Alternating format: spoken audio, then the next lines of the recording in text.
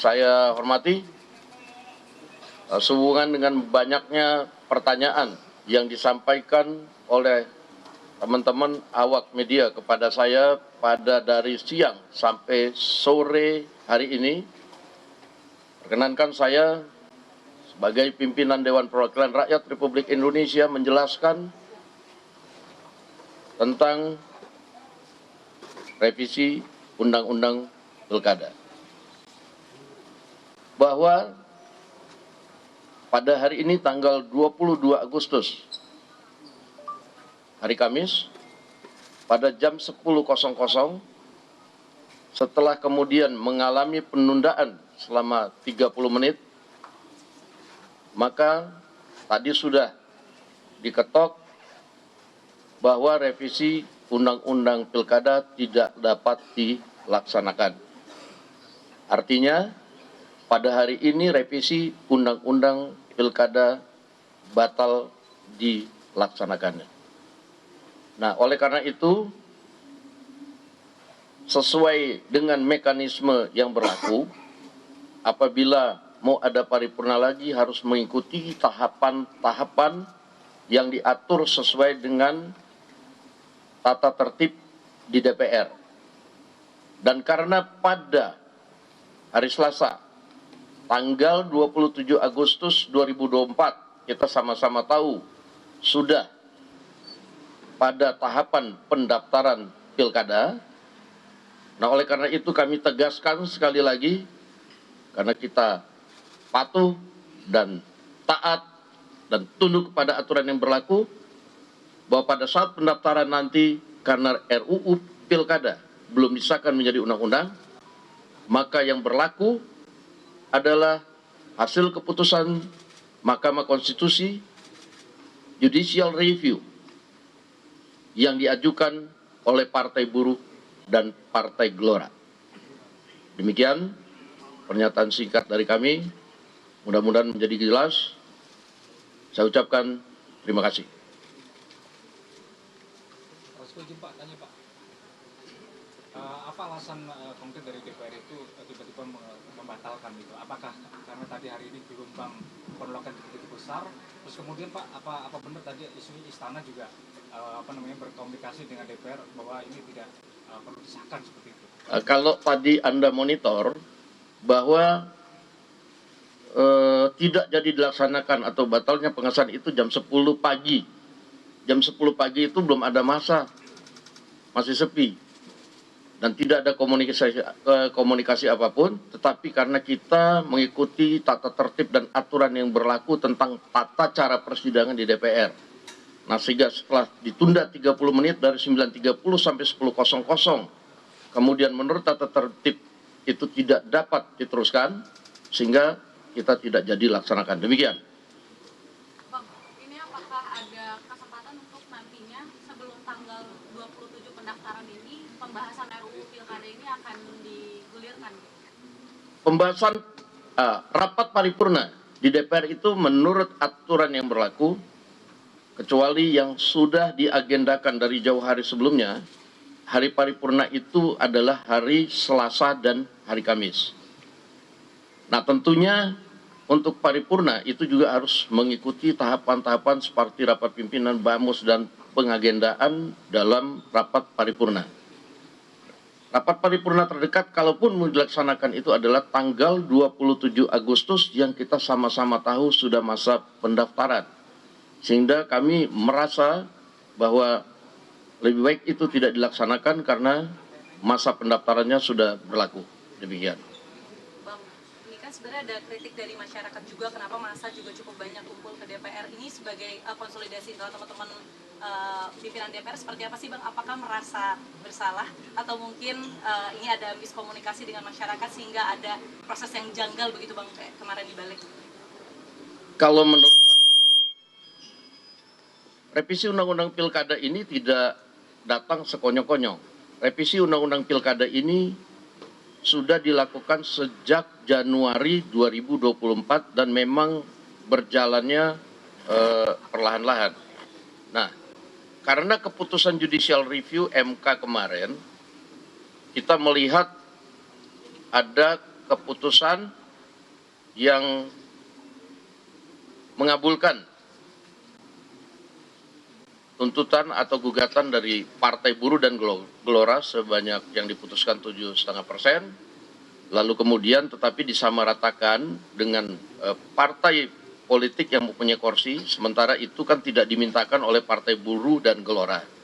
Nah, kami membayangkan betapa kompleksnya masalah yang akan timbul pada pilkada yang pendaftarannya sudah sangat singkat ini ketika kemudian itu diberlakukan. Sehingga kemudian pada revisi undang-undang ini kami tadinya tetap mengakomodir permohonan Partai Buruh dan Gelora agar mereka bisa mengusung calon, tapi kemudian untuk menghindari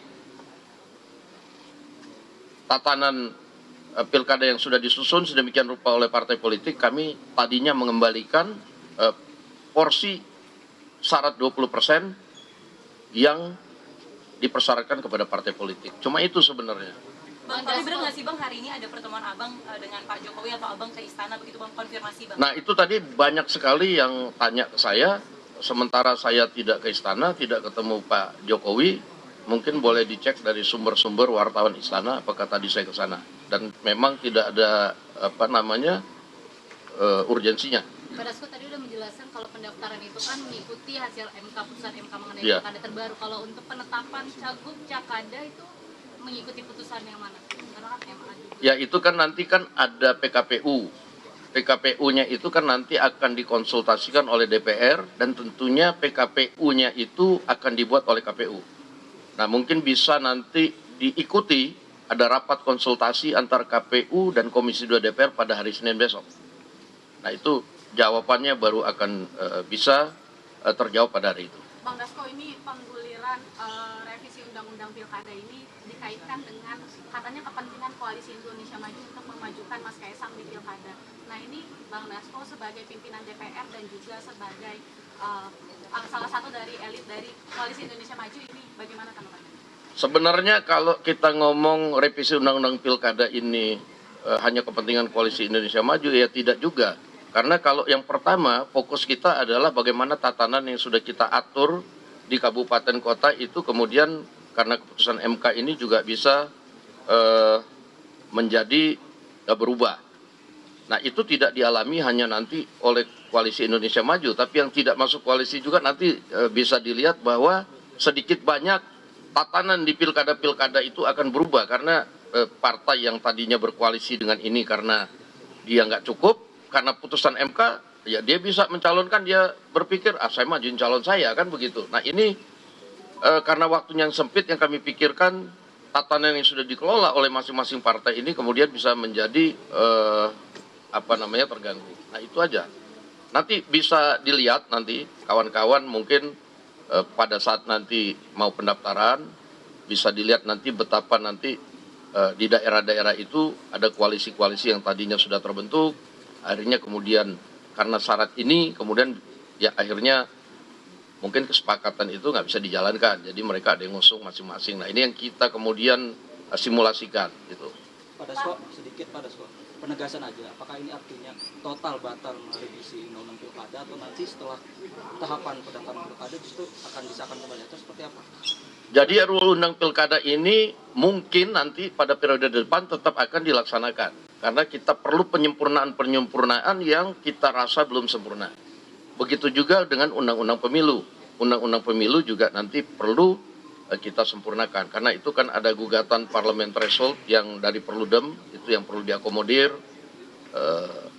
Yang katanya MK tidak berwenang untuk memutuskan ambang batas parlemen, karena memutuskan ambang batas itu adalah open legal policy-nya DPR. Nah itu nanti kita akan laksanakan putusan MK itu untuk mengkaji berapa sih sebenarnya yang pas untuk parlemen threshold kepada pemilih yang akan datang. Bang Dasko, berarti putusan MK yang dimaksud Bang Dasko berlaku itu nanti yang 70 sama 60 itu juga akan berlaku ya? Setelah RUU Pilkada ini tidak jadi disahkan hari ini. Iya, putusan MK itu kan berlaku dan bersifat final and binding.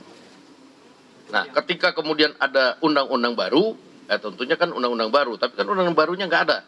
Jadi kita tegaskan di sini bahwa putusan yang berlaku, yaitu putusan MK nomor 60, putusan MK nomor 70. Oke Pak, penegasan aja, berarti kan kemarin ini juga mahasiswa pengen penegasan. Yang jadi kontroversial ada 2 poin terkait usia calon kepala daerah dan juga ambang batas pencalonan dari partai. Berarti 2 poin itu artinya kemarin yang direvisi itu semuanya dibatalkan ya Pak ya? Ya kan kalau revisi undang-undang pilkadanya batal berarti semua poin kan dibatalkan.